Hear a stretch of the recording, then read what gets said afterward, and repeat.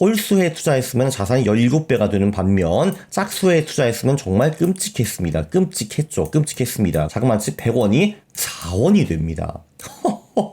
1억 원이 400만 원이 되는 겁니다. 코스닥 짝수에 정말 안 좋습니다.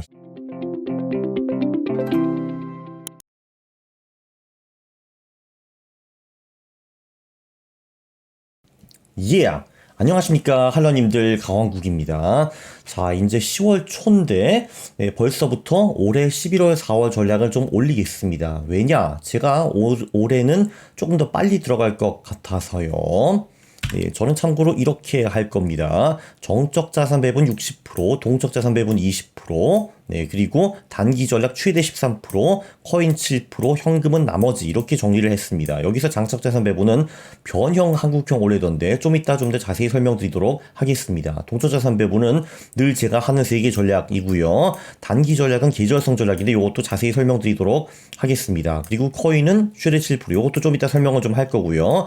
최대, 그리고 동적 자산 배분에도 현금을 가질 수 있기 때문에 나머지는 현금으로 갖고 있겠다라는 뜻입니다. 이렇게 하면요, MDD가 각 이렇게 나올 것 같고요. 그래서 포트폴리오 MDD는 그 6개월 동안에 최대 7% 정도가 아닐까라고 저는 추정을 하고 있습니다. 그래서 이 정도는 깨질 수 있다라고 저는 생각을 하고 있어요. 자, 일단 저는 미국 시장을 굉장히 긍정적으로 봅니다. 여러 가지 이유가 있는데요. 첫 번째, 미국 4년 대통령 사이클, 대선 해에는 보통 두 사람이 새로 나오면 슬픕니다. 그러니까 예를 들면 바이든이 8년을 하고 물러나가지고 공화당과 민주당의 새로운 친구들이 나왔다 하면은 불확실성이 엄청 커지기 때문에 그런 애는 전반적으로 주식시장이 별로 안 좋습니다. 근데 이번 같은 경우는 바이든이 타이틀 방어를 하고 나오고 도전자도 심지어 트럼프, 한번 대통령을 한 사람이기 때문에 정치적 그 서프라이즈가 굉장히 적은 편입니다. 그래서 내년은 계속 잘 나갈 것 같아요. 자, 그리고 참고로 이런 식으로 지금 주식시장이 움직이고 있습니다. 요 검은색이 4년 대통령 사이클 패턴이고, 실제로 빨간색은 2021년부터 23년까지 주식시장이 어떻게 움직였나 보여주는 그래프이고요. 그래서 보면은 올해 한 11월까지는 주춤하다가 그 후에는 쭉쭉 올라가는 것이 정상이라고 볼 수가 있습니다. 그리고 첫 번째 대통령 임기 1, 2년 차를 보시면은 2년 차는 대체로 별로 안 좋죠. 작년도 예외가 아니었습니다. 중간 선거가 있는 해에는 보통 미국 시장이 안 좋습니다. 그리고 중간 선거가 있는 다음 해, 올해 같은 해에는 전반적으로 수익률이 상당히 좋은 편이죠. 1931년 후에는 한 번도 첫 번째 임기 3년 차에 주식시장이 떨어진 적이 없습니다. 0% 수익 2번 있었네요. 그죠? 자, 그리고 첫 번째 임기 4년차, 2024년이 되겠죠. 그런 해에도 2차 세계대전 후에는 손실을 난 해가 거의가 아니라 없었다라는 거를 볼 수가 있습니다. 요때도 배당 수익률을 더하면은 수익이 났을 거니까요. 그러니까 대통령이 첫 번째 임기 4년차 수익률도 전반적으로 좋다라는 거를 알 수 있습니다. 그리고 미국은 11월, 4월, 그러니까 계절성도 있고 모멘텀도 있습니다. 그러니까 미국이 최근엔 좀 많이 떨어졌지만 그래도 최근 3개월, 6개월, 1년 수익률을 보면 상당히 양호하잖아요. 미국 수익률이. 그래서 지금은 이제 11월, 4월부터는 계절성도 있고 모멘텀도 있다라고 볼 수가 있어요. 이럴 경우에는 전반적으로 주식시장이 오릅니다. 계절성만 있고 모멘텀이 없는 경우에는 이렇게 상당히 오랫동안 부진한 구간도 분명히 있습니다. 근데 지금은 계절성도 있고 모멘텀도 있다. 이것도 좋습니다. 자, 그리고 세 번째, 최근 3년과 엇비슷한 차트 패턴은 자주 있었는데 그 후에 2, 3년 후를 바라보니까 늘 주식시장이 좋았다. 1년, 2년, 3년 단위로 보니까 주식시장이 늘 좋았더라. 심지어 6개월 단위로 봐도 주식시장이 좋았다. 참고로 좀 더 자세한 내용은 1037번 영상을 참고하시면 좋을 것 같고요. 한국 시장은 근데 제가 반대로 상당히 부정적입니다. 왜 11월, 4월에 부정적이? 너 미쳤니? 하실 텐데 제가 최근에 이 영상을 올렸죠. 한국 시장 홀수에만 부귀영화, 짝수에는 폭망이라는 영상을 올렸거든요. 자, 보시면요, 그 한국 시장 같은 경우는 홀수에 수익이 굉장히 잘난다라는 걸 볼 수가 있고요. 짝수에는 굉장히 안 좋습니다. 우리가 홀수에만 투자를 했다 하면은 우리 자산 1원이 17원이 되고요. 우리가 짝수에만 투자했으면은 1원이 0.32원이 됩니다. 박살나는 거죠. 근데 하필 내년은 짝수해이죠. 2024년이 짝수해입니다. 참고로 요 기준은요, 1월 1일이 아니라 10월 31일 기준입니다. 그러니까 예를 들면은 그러니까 2023년 11월부터 2024년 10월은 짝수해이고요. 이게 10개월이고 이게 2개월이잖아. 그죠? 그리고 2023년 11월부터 2024년 4월까지 오는 11월 4월은 짝수 11월 4월입니다. 왜냐면 이게 4개월이고 이게 2개월이잖아요. 그쵸? 자, 그리고 코스닥은 더 심합니다. 코스닥 같은 경우는 그래도 홀수해에 수익이 안 난 경우도 좀 있습니다. 2001년, 3년, 11년이 그랬는데, 근데 그거 말고도 수익이 굉장히 크게 난 해도 분명히 있습니다. 180%, 60%, 38%, 57%, 25, 29% 이런 게 있고요. 그래서 IMF 후에 코스닥에도 홀수해에 투자했으면 자산이 17배가 되는 반면 짝수해에 투자했으면 정말 끔찍했습니다. 끔찍했습니다. 그래서 자그마치 100원이 4원이 됩니다. 1억 원이 400만 원이 되는 겁니다. 코스닥 짝수에 정말 안 좋습니다. 희한하게 사건은 98년 IMF, 러시아 2000년 IT 버블 터진 거 2002년, IT 버블이 2000년 터졌고, 2002년 계속 터졌고, 2008년 금융위기, 2018년 테이퍼링, 2020년 코로나, 2020년 인플레 앤 러우 전쟁, 이상하게 맨날 짝수에 사건사고가 많이 터졌습니다. 정말 희한하죠. 그렇죠.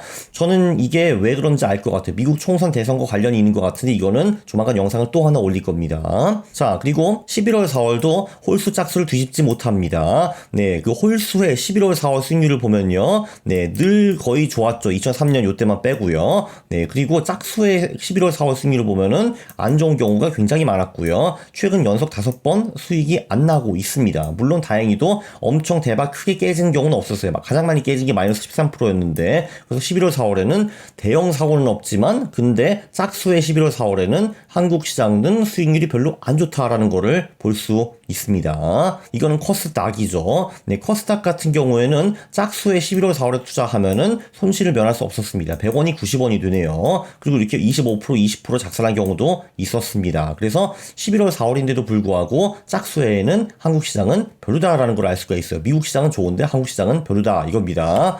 근데 천만다행히도 소형주 컨트는 짝수해에도 먹힙니다. 당연히 홀수에 훨씬 더 잘 먹히죠. 홀수의 수익률이 이랬고요. 그래서 1원이 910원이 되고 그런데 짝수해에도 그럭저럭 먹히기는 합니다. 2008년 외에는 그래도 매해 수익이 난 거를 볼 수가 있죠. 물론 2018년, 21년은 별로 안 좋았지만 그래도 짝수해에도 11월 4월에 소형주 컨트는 수익이 난다. 그래서 1원이 29원은 된다. 910원보다 29원은 별로지만 그래도 돈은 벌 수 있다. 이런 겁니다. 다 이런 내용도 1071번 영상에 다 나옵니다.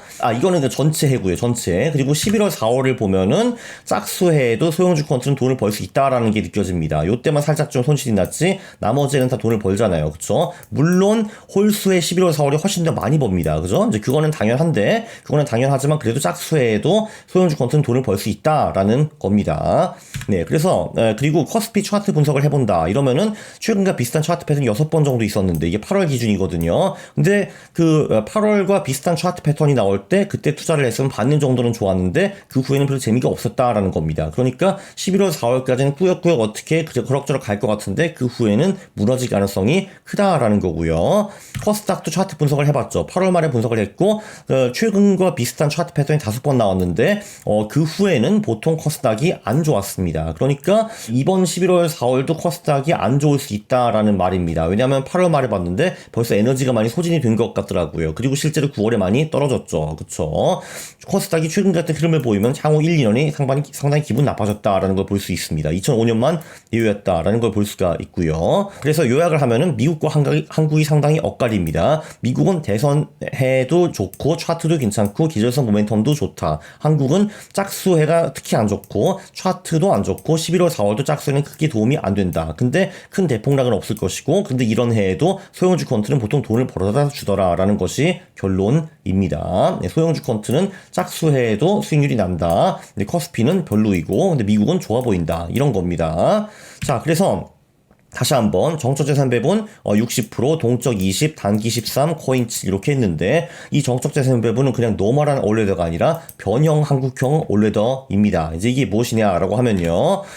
이렇게 하는 거예요. 이제 주식, 채권, 실무 자산이 다 들어가 있기는 합니다. 이제 보시다시피 채권은 한국 채권, 미국 채권 이렇게 나눠져 있고요. 이제 ETF가 새로 나와가지고 30년 채권에 둘 다 투자를 할 수가 있습니다. 이렇게 할 거고요. 근데 11월 4월이기 때문에 비중이 좀 적습니다. 그쵸? 금은 요걸로 투자를 하고요. 자, 주식이 이제 포인트인데, 자, 한국 주식은요, 제가 김슬기 전략을 쓸 겁니다. 이거는 무엇인가? 요거는 1057번 영상이 나오는데, 제가 좀 이따 다시 설명을 드릴게요. 그리고 미국은요, 소형주를 하고 싶기는 한데, 근데 미국 소형주는 정말 너무 와일드합니다. 그래서 3분의 2는 지수, 3분의 1은 소형주 성장가치, 이렇게 투자를 할 거예요. 그럼 이제 그 성장가치 전략은 어떤 전략인가? 네, 이런 겁니다. 기본 필터 이거 다 넣고요. 아마도 소형주에 투자를 하고 적자 기업 그리고 관리 종목 이런 거 다 제거하고요.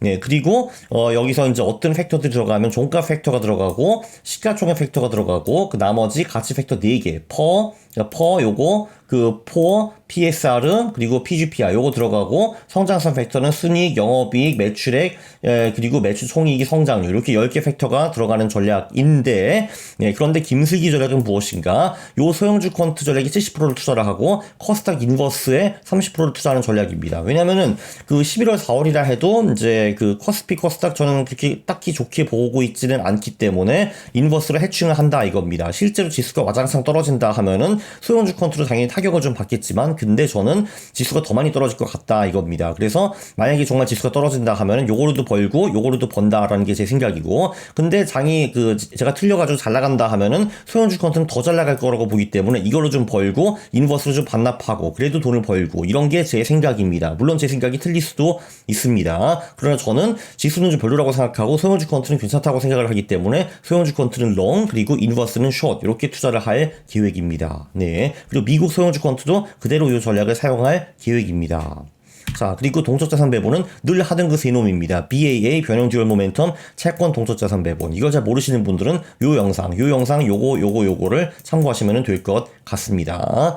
단기 전략은 무엇인가? 계절성에 따른 기회적인 투자를 할 겁니다. 11월 4월에 보통 주식이 이때 좋긴 하지만 그 이때보다도 특출나게 잘 나가는 구간이 몇 개가 있죠. 그러니까 예를 들면 연말 연초 또는 3월 중순부터 4월 말. 그러니까 요때는 보통 주식시장이 더 좋거든요. 이제 평소보다 더 좋기 때문에 이때는 한 달 정도 추가 금액을 투자해가지고 빠져나올 계획입니다. 이렇게 할 거고요. 11월 4월이기 때문에 아마 숏 포지션은 없을 것 같아요. 아마 5월 10월에는 기절성도 감안한 숏 포지션을 제가 액티브하게 잡을 것 같습니다. 이때까지는 제가 선물 옵션 교육도 좀 들어봐가지고 이제 선물 매도를 어떻게 하는 건지 풋옵션을 어떻게 사는 건지 이것도 좀 공부를 할 생각입니다. 네, 왜 연말 연초가 좋은지 3월 중순에 4월 말이 좋은지는 요런 영상을 참고하시면 좋을 것 같아요. 그리고 코인은 어떻게 할 것인가? 네, 제가 이때 들어갔죠. 이후에 지금 떨어졌습니다. 네, 저는 반감기를 보고 있죠. 그래서 2025년까지 코인에 대해 매우 긍정적입니다. 그래서 가격이 오르면 점진적으로 매수할 계획이에요. 제가 이때 샀거든요. 이때 사가지고 떨어졌다가 다시 반등했다가 지금 여기 이렇게 떨어져 있거든요. 네, 그래서 얘가 이제 다시 반등해가지고 이거를 돌파하면은 이때 제가 추가 매수를 할 거고요. 추가 매수를 해가지고 이제 계속 이렇게 이제 올라가다가 좀 빌빌거리다가 다시 오를 때 요때 이제 또 추가 매수를 할 거고 이렇게 할 계획입니다. 그래서 지금은 자산 1% 정도를 비트와 이더리움에 투자를 하고 있고 한 5% 정도를 예치 상품 그리고 1% 정도를 USDT로 보유하고 있다라고 보면 될 것 같아요. 그래서 이제 제 플랜은 2025년까지 점진적으로 요거를 전부 다 비트코인과 이더리움에 투자를 하고 나중에는 알트코인도 좀 한다라는 게 제 계획인데 지금은 안 오르기 때문에 그냥 요 정도만 그 코인으로 갖고 있고 나머지는 그냥 기다리고 있습니다. 반감기는 24년 4월 말입니다. 저는 이렇게 복잡하게 투자를 하죠. 어떻게 복잡하게 투자하냐? 변형 한국형 오래돼요. 김슬기 전략도 들어있고 막 여기 뭐 금과 채권도 들어있고 동적 자산 배분도 하고 단기 전략도 하고 코인 전략도 하고 좀 복잡하죠. 네, 복잡하죠. 네, 아무래도 뭐 저는 시간도 좀 있고 투자에 관심도 많은 사람이니까 이렇게 투자를 하는데 저는 솔직히 그냥 오르더만 100%만 해도 된다고 생각을 합니다. 동적 자산 배분, 코인 전략, 단기 전략은 필수가 아니라고 저는 생각을 합니다. 특히 바쁜 사람은 굳이 이렇게 할 필요가 없죠. 네, 그 얼리드에서 MDD 막는 방법은요. 김슬기 전략도 유력합니다. 그러니까 70% 소형주 퀀트, 30% 인버스 이 방법도 있고요. 또 어떤 방법이냐 하면은 각 자산이 이동평균선 위일 때만 투자하는 방법도 있습니다. 그러니까 여기 우리가 이제 주식이 있고 채권이 있고 이제 금이 있잖아요. 그죠? 그러면 우리는 이제 보통 원래더는 그냥 이거를 비중을 배분해가지고 그냥 가만히 냅두는 전략인데 우리가 이렇게 할 수도 있습니다. 월말에 한번 이 주식, 채권, 금이 이동평균선 위에 있느냐를 보고 위에 있을 때만 투자를 하고 아니면은 빠지는 그런 전략도 있는데 그렇게 하면 MDD가 현저히 다시 한번 줄어들게 됩니다. 이게 뭔지 잘 모르시는 분들이 많으실 텐데 요거는 863번 영상을 다시 한번 보시면은 좋을 것 같습니다. 한마디로 저는 60% 정적 자산 배분, 20% 동적, 13% 기절성, 7% 코인을 하는데 굳이 이렇게 할 필요 없다. 좀 더 심플한 방법을 찾으시는 분들은 이 영상을 참고해 보시라 이런 말입니다. 자, 요약을 하면요. 미국 주식은 좋게, 한국 주식은 별로라고 봅니다. 근데 소형주 퀀트는 짝수 11월 4월에도 보통 괜찮다. 그래서 김슬기 전략을 사용한다. 그래서 소형주 퀀트도 하고 그리고 주식이 별로기 때문에 인버스를 좀 한다라는 거고요. 동적 자산 배분도 하고 나머지는 기회주의적 계절성 전략을 하고 코인 전략으로 냠냠을 할 생각입니다.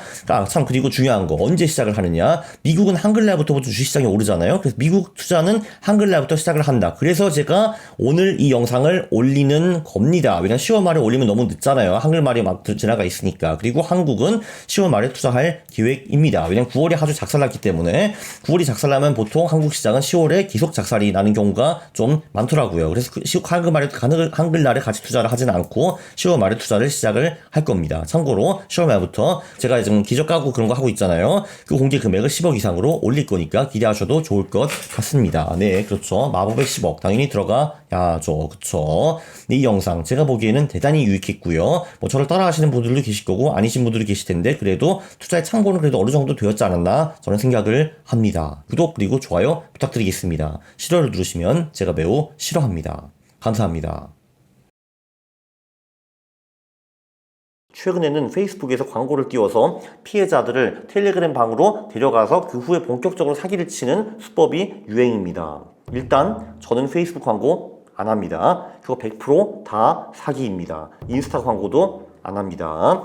근데 사칭 형태라는 게 늘 변화무쌍하게 바뀝니다. 그래서 지금은 이게 텔레그램 방으로 데리고 들어가는데 향후에는 다른 채널을 쓸 수도 있을 것 같습니다. 그래서 이게 여러분이 강화구 사칭인지 아닌지 판별하는 간단한 방법을 몇 개 알려드릴게요. 첫 번째, 어떤 이유가 되었든 돈을 송금하라고 하면은 무조건 사기입니다. 아마 저만 아는 신박한 뭐 주식이나 코인 사이트, 펀드 이런 게 있으니까 거기 가입하고 돈을 보내라라고 할 거거든요. 절대로 보내시면은 안 됩니다. 무조건 사기고요. 자, 두 번째, 종목 추천을 하는 경우도 무조건 사기입니다. 사칭방 하는 사람들이 뭐 퀀트나 자산 배분 이런 거 잘 모르잖아요. 그래서 종목 추천을 합니다. 이 종목 사세요, 파세요 이런 거를 하거든요. 근데 문제는 저는 퀀트 투자자라서 종목을 모르거든요. 진짜 저 아무것도 모릅니다. 물론 에코프로가 뭔지는 압니다. 근데 그게 뭐 하는 회사인지 잘 모르거든요. 그래서 웬만한 유튜브 열심히 보는 일반인보다 제가 개별 종목을 훨씬 더 모를 겁니다. 근데 제가 종목 추천을 할 수 있다고 보세요? 그게 말이 됩니까?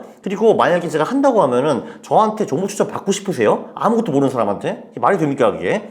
자, 그래서 여러분이 단톡방이든 텔레그램 방이든 어딘가 들어가셨는데 거기서 강국처럼 보이는 사람이 종목을 추천한다 라고 하면은 당장 나오시면 됩니다. 무조건 사기거든요. 물론 그 전에 우리한테 제보를 남겨주시면은 뭐 그게 뭐 DM이 되었든 페이스북이 되었든 인스타가 되었든 뭐 아니면 어스 알라이언스 쪽이 되었든 그 제보를 해주시면은 더 좋을 것 같기는 합니다. 더 이상 피해자가 발생 안 했으면은 좋겠습니다. 감사합니다.